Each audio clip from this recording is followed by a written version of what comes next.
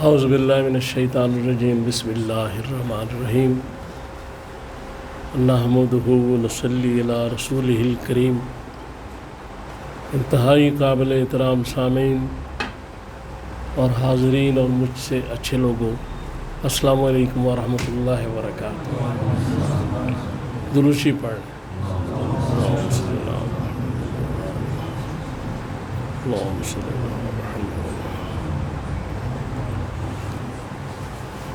آج کا جو موضوع ہے وہ پہلے بھی کافی دفعہ بیان کیا جا چکا ہے، لیکن پھر لوگ پوچھتے ہیں، اس لیے آج پھر میں کر رہا ہوں۔ خواب کی شرعی حیثیت کے بارے میں پوچھا جاتا ہے، تو اس میں پہلی بات تو یہ ہے کہ جو ویسٹرن اسکالرز ہیں، فرائیڈ یا دوسرے، ان کا ایک اپنا نظریہ ہے۔ وہ سمجھتے ہیں کہ شعور اور لاشعور کی بات، اور لاشعور میں جو بیٹھی بات، وہ شعور جو ہے وہ خواب کے ذریعے دکھا دیتا ہے۔ اس کے بعد باتیں ساری کریں گے، لیکن جانا تو ہم نے رسول اللہ صلی اللہ علیہ وآلہ وسلم کی طرف ہے۔ بات تو ان کی ہمارے لیے حرف آخر ہے، اور انہی کی بات ہے، اور کسی کی بات ہی نہیں۔ لیکن اس میں افراط و تفریط بہت ہے۔ بعض لوگ یہ کہتے ہیں خواب جو ہے ان کی کوئی حیثیت ہی نہیں ہے، اور بعض لوگ خوابوں کے اتنے گرویدہ ہو جاتے ہیں کہ خواب کو پوجنا شروع کر دیتے ہیں۔ اور اگر کوئی ان کے بارے میں بتاتا ہے، کوئی خواب سناتا ہے، کوئی اچھا خواب، یا خود دیکھتے ہیں یا دوسرے، تو وہ اس خواب کو اس طرح سمجھتے ہیں کہ جیسے یہ اصلی بات ہے، اور وہ اس خواب کی وجہ سے اپنے ہی معتقد ہو جاتے ہیں۔ تو یہ ایک خطرناک معاملہ ہے۔ لہذا خواب جو ہے ان کی حقیقت وہاں تک ہی ہے جو اللہ کے رسول نے فرمائی، اور کوئی حیثیت نہیں مسلمان کے لیے، اور کوئی چیز نہیں اس میں۔ اب خواب کے بارے میں جو احادیث ہیں وہ مشکات کی جلد 2، اس میں کتاب الرؤیا 4402 سے لے کے 07 تک مختلف احادیث ہیں۔ جو متفقن علیہ حدیث اس میں یہ ہے کہ رسول اللہ صلی اللہ علیہ وآلہ وسلم نے فرمایا کہ نبوت منقطع ہو گئی اور باقی مبشرات رہ گئے۔ تو صحابہ نے سوال کیا، یا رسول اللہ مبشرات کیا ہے؟ تو آپ نے فرمایا کہ صالح اچھے خواب، یعنی اب نبوت تو ختم ہو گئی، رسالت ہر چیز، اب کوئی نبی نہیں آئے گا، ہمارا ایمان ہے، مسلمان ہیں ہم، لیکن خوابوں کا سلسلہ ختم نہیں ہوگا، صالح اور اچھے خواب، یہ رسول اللہ صلی اللہ علیہ وسلم کا فرمان۔ اس کے بعد ایک اور حدیث ہے، یہ بھی متفقن علیہ ہے،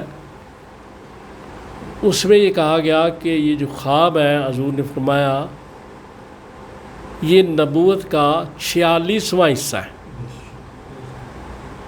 46 پارٹ آف نبوت۔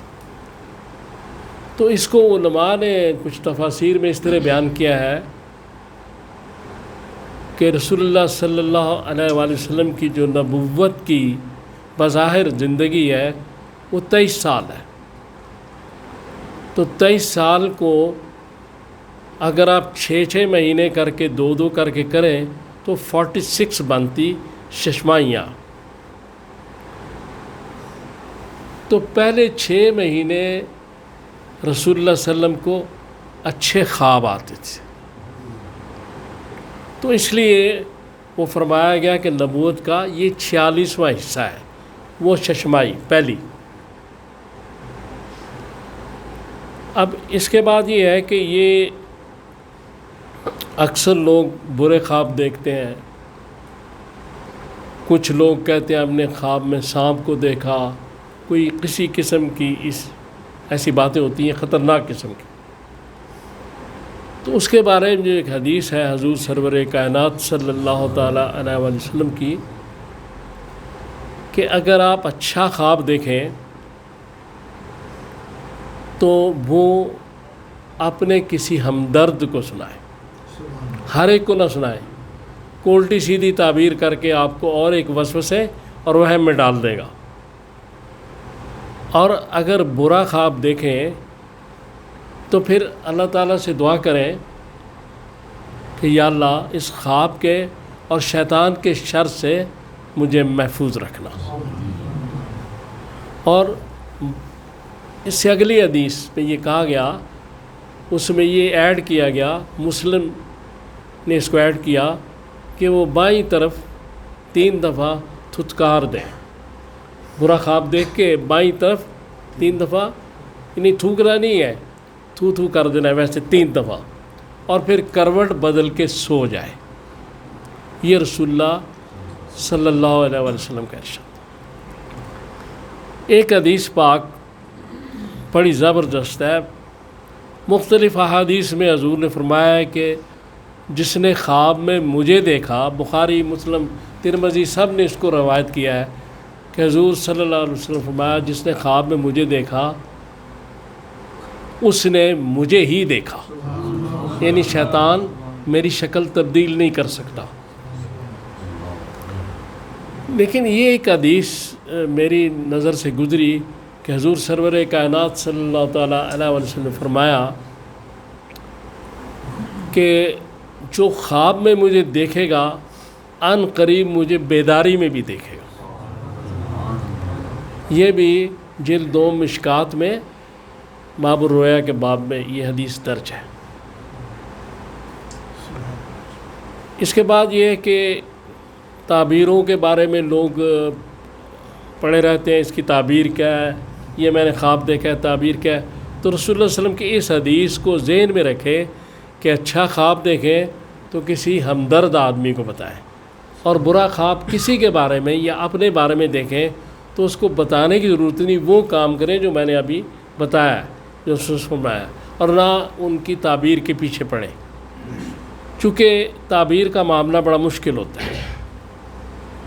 اور یہ ایک تابعی تھے ابن سیرین رحمۃ اللہ علیہ، وہ خوابوں کی تعبیر کرتے تھے، لیکن وہ یہ کہتے تھے کہ یہ سارا ایک اندازہ ہے، ایک تخمینہ ہے، ایک اسپیکولیشن ہے، اصل بات نہیں ہے، وہ اللہ کے پاس ہی ہے۔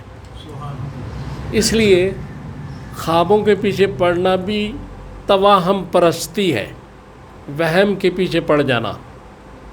اور جو لوگ خواب کی تعبیر پوچھتے ہیں، آج کل تو شاذ و نادر کوئی خواب کی تعبیر بتانے والا ہوگا، اس میں وہ جھنجھٹ میں پڑ جاتے ہیں، کسی وہم میں پڑ جاتے ہیں کہ اس خواب کی تعبیر تو یہ بتائی گئی ہے، تو اب پتہ نہیں، اب کسی نے کسی کو دیکھ لیا کہ یہ شخص فوت ہو گیا ہے، اب اس سے بھی حضور نے منع فرمایا کہ ایسی خبر جا کے اس کو نہ دیں، کہ وہ دل آزاری ہوگی اس کی، کسی وہم میں پڑ جائے گا۔ تو وہم سے نکالنا رسول اللہ صلی اللہ علیہ وسلم کا سب سے بڑا کام تھا۔ اس وقت لوگ جس وقت حضور تشریف لائے توہم پرستی کی انتہا تک پہنچے ہوئے تھے۔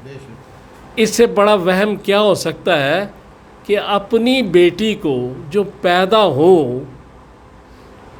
اس کو نحوست سمجھ کے زندہ دفن کر دینا اپنے ہاتھوں سے۔ یہ توہم پرستی اور وہم پرستی کی انتہا تھی۔ رسول اللہ صلی اللہ علیہ وآلہ وسلم نے اس کو آگے ختم کیا۔ اب دوبارہ ہم اسی طرف جا رہے ہیں، یہ ستارے، یہ وہ ستارہ شناسی سارا، یہ حدیث پاک میں ہے کہ حضور صلی اللہ علیہ وسلم فرمایا ایک جگہ بارش ہوئی تو آپ نے صبح لوگوں سے پوچھا کہ کچھ لوگ اس میں منافق ہو گئے، کچھ مومن. اور منافق وہ ہیں کہ جنہوں نے یہ سمجھا کہ ستارے کی وجہ سے بارش ہوئی، اور مومن وہ ہیں جو یہ سمجھتے ہیں کہ اللہ کی طرف سے بارش ہوئی. لہذا اس لیے ان چیزوں کو سمجھنا چاہیے. ہم چونکہ اسلام کو مانتے ہیں، مسلمان ہیں، ہمارا دین ہے، ہمارے مرشد ازلی محمد رسول اللہ صلی اللہ علیہ وآلہ وسلم ہیں، ان کے پیچھے ہم نے چلنا ہے. اس لیے اللہ کے سوا نہ کسی کو نفع کوئی دے سکتا ہے، نہ کسی کو نقصان دے سکتا ہے. لیکن ہماری اپنی حرکات کئی جگہ ایسے معاملات کر دیتی ہیں کہ ہم نقصان میں چلے جاتے ہیں، لیکن فضل ہمیشہ اسی طرف سے ہوتا ہے. اس لیے یہ میری گزارشات اس لیے تھی کہ ہم یہ وہم سے، تمام پرستی سے، ان چیزوں سے نکل جائیں. خواب کو خواب ہی رہنے دیں. یہ ٹھیک ہے، اس کے بارے میں ساری باتیں موجود ہیں، لیکن بہتر یہ ہے کہ جو بھی فضیلت کا معیار ہے کسی کا، وہ اس کا عالم بیداری کے اعمال ہے. فضیلت کا معیار خواب نہیں ہے، پیمانہ نہیں ہے کہ خواب میں کسی کو آپ نے چوتھے آسمان پہ دیکھ لیا تو وہ بڑا بزرگ ہے، بلکہ اس کے ظاہری اعمال اس کی فضیلت کا معیار ہے. تو اللہ تعالیٰ سے دعا کریں کہ اللہ تعالیٰ مجھے اور آپ کو توفیق دے کہ میں نے جو باتیں کی ہیں ہم پہ عمل کر سکیں. صلی اللہ تعالیٰ علی خیر خلقی محمد و آلہ و اصحابہ اجمعین برحمتک یا ارحم.